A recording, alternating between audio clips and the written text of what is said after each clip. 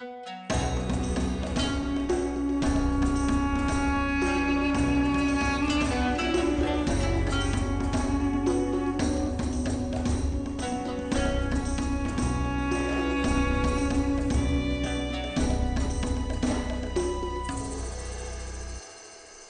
gamers, this is Liz Davidson from Beyond Solitaire, and today I'm going to be showing you just a quick overview of Reign of Hades. This is a new game coming to Gamefound from Legend Crafters, and it involves some people who formerly worked for Mind Clash. So if you already liked Mind Clash games, then this might automatically be of interest to you.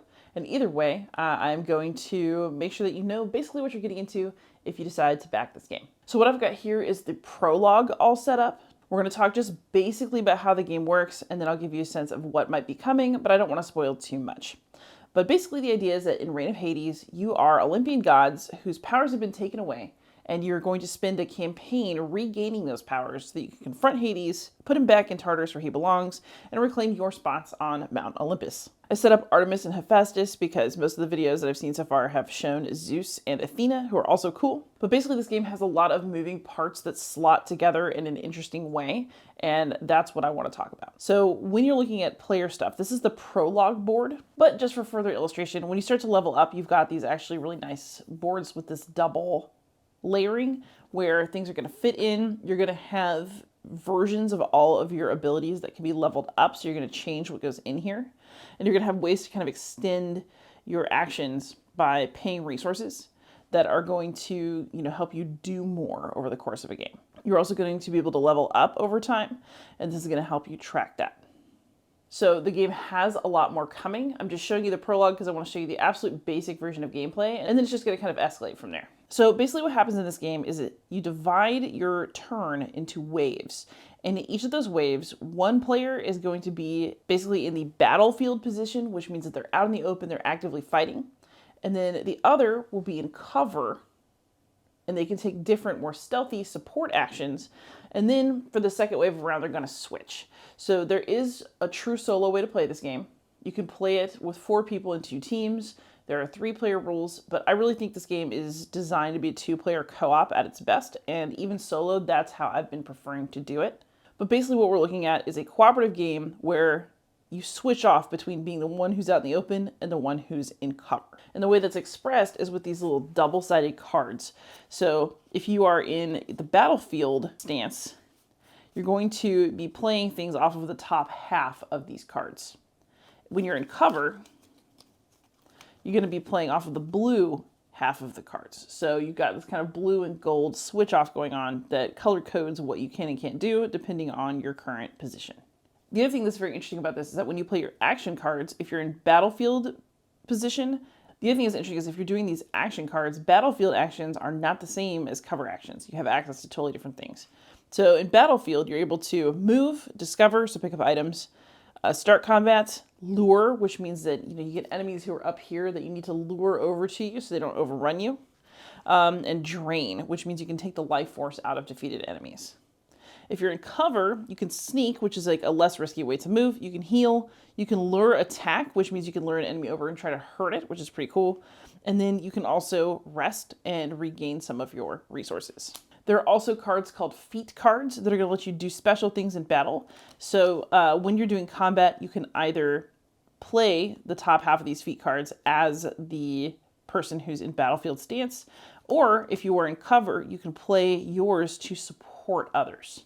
And then everybody has access to challenge cards, because as you can see around this particular map, there are little challenges. You're trying to open a door, but there are also going to be different kinds of challenges that have different parts of the storyline involved as you progress through the different scenarios. Your gameplay on your turn is basically simultaneous. So the person who's battlefield stance and the person who's in cover will be putting their cards down at the same time, kind of talking it out, supporting each other. You're limited by the number of card slots you have and by the number of cards that are in your hand.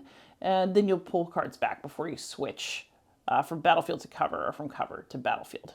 You're also going to be managing a number of resources. So I just totally bumped this. So we'll see what it actually says now. You're also going to be managing resources. So this is a prototype part. I'm pretty sure these numbers are going to look a little bit bigger and more user-friendly in the real deal. But you're going to put tokens here as you prepare to level up and become more powerful. You're also going to be tracking spark, carrying capacity, divinity, nectar, and might, which are different symbols, currencies, things that you're going to come into use during the game based on what actions you want to perform. So whether you're in battlefield or cover is going to impact which resources are most important at a given moment. You might need these to heal, you need them to pay for items, etc., etc. The other thing that's interesting about this game is it's got a bunch of different dice mechanisms that are working together to make combat kind of an interesting mix of random and preset. So these would normally be out in a market if I was playing this full scenario out. But you have these different weapons that have different dice on them. But like, for example, this chair, one die is going to start on rank 3. So I would take a yellow die and assign it to a monster with this rank, and it would have a specific meaning, which actually isn't very good. And then this die I would roll. Oh, that was also a 3.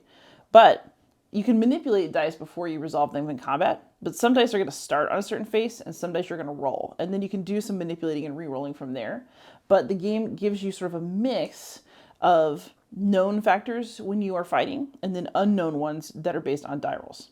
And then this one gives you the opportunity to spend some of your might to rank up one of the dice, which means go from yellow to blue. If it's a blue die, you can rank up by going from blue to red. So you can go up to dice that have more powerful sides as well. So those are pretty much all the things that you can do. What your enemies can do, well, that also has its own little rhythm.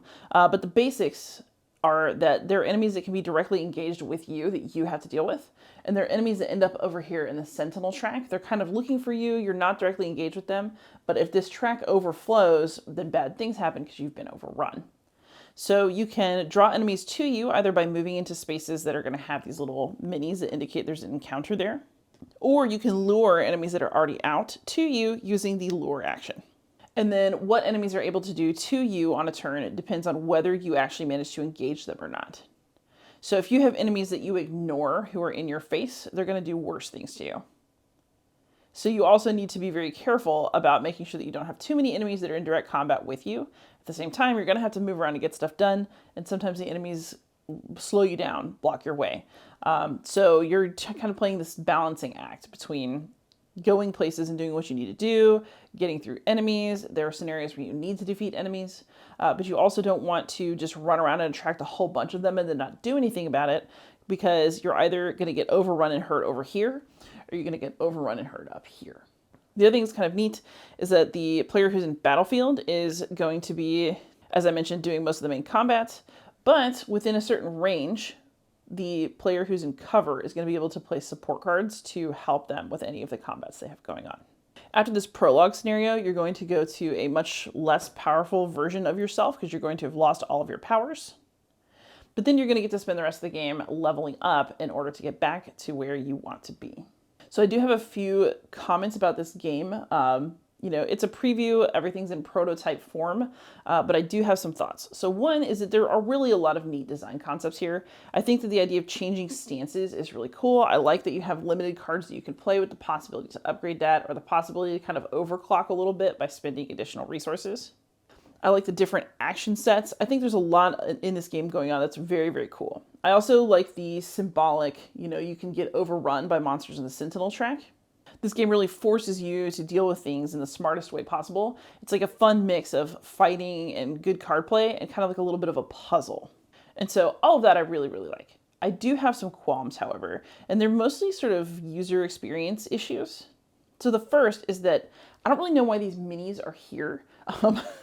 Basically, these little minis that look like little goblins with spears all look like, they all look the same, but they all represent different monsters. And I'm not actually saying that I want minis to represent all the different monsters, because that actually is not what I want. What I'd really like is for there to be a different way to indicate the number of possible encounters in a space or monster cards you have to draw, especially because in later scenarios, there's not like a one-to-one correspondence between monster minis that are present and enemy cards that you have to defeat in a space.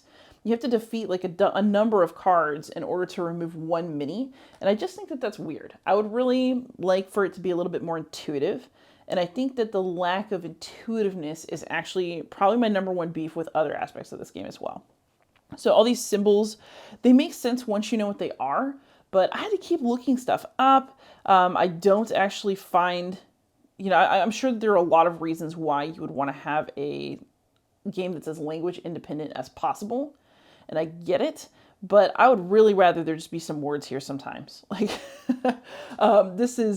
the symbols do not really feel intuitive, especially because, the dice faces start to get kind of crowded. It's not always exactly clear when certain things trigger and how, even after combing through the rule book, which also does need some work. Basically, what I'm seeing is that everything that you need to possibly have a really, really freaking cool game is here. However, there are just kind of user experience problems that I keep bumping up against, like not really liking the graphic design in the symbols, not really enjoying having to keep looking up what symbols mean, and then not being totally sure what they mean because the rules are still in flux. So these are all things that could get fixed. The game is still in development. It's not out yet. This is a preview. Or they are warning signs of things to come, and I really can't tell you which. I will say I'm super interested in the different stances and the way that you play your cards and the way that you can level up. All of that is super cool, super satisfying. There are a lot of really, really good ideas there. I'm just really hoping that the final implementation of this game lives up to the design ideas that I see swirling around in it. Before we go, I do want to show you one more thing. So we'll just clear all these guys off. I'll clean that up later. Which is that the scenario book, I think, is a great idea. So here's a prison break. This is scenario 1, and you're trying to get away from one of the 100-headed giants, one of the Hecaton Cures, who are actual figures from Greek mythology. I was really delighted by some of the little callbacks, even though the mythology isn't perfectly accurate in here. As a myth head, there's definitely a lot of little references and stuff I thought were cool so far. But this is what the first full scenario looks like, and as you can see, there are a bunch more challenges. And there are some other things that you need to do, but also you kind of have this sense of escalating. Like, okay, I got to get out of this dungeon, and then there will be something that comes next. So you're playing through a story that is organized in a way that I personally like. So that is definitely a plus for me. If I'm going to play a campaign game, I want to be able to turn to the page instead of deal with like a bajillion tiles. So I definitely have hope for that aspect of this. So that is my overview of Reign of Hades. It is coming to Gamefound very soon. I will put the link in the show notes so you can check it out. But thank you so much for watching. Please like, subscribe, comment, maybe support me on Patreon, and most of all, happy gaming.